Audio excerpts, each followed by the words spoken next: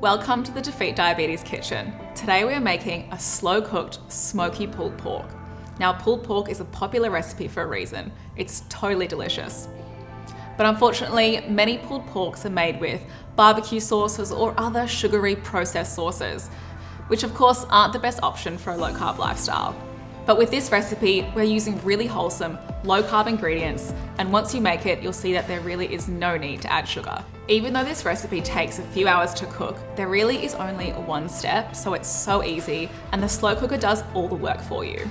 All I'm going to do is make a marinade out of tomato paste, smoked paprika, chili powder, garlic, tamari, salt and pepper. I've got my pork shoulder here, which often comes with a fat cap on it. Even though we love fat, for this recipe you don't need it, so ask your butcher to remove it. And get all of the marinade into all the little bits. Then the pork shoulder goes into the slow cooker. We'll add some apple cider vinegar and some water. Just be sure to pour it down the side of the bowl instead of over the pork shoulder to make sure that that beautiful marinade doesn't wash off. Pop the slow cooker on low and leave it to cook for about 8 to 10 hours. This is a great one to prep on the weekend so you can make easy meals throughout the week. After 8 or 10 hours in the slow cooker, this is what it looks like.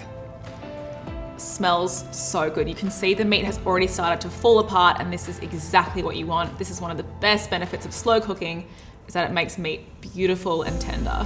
All I'm going to do is place it in a serving dish with a bit of the juices. You don't need all of them because you'll find it collects quite a lot of liquid.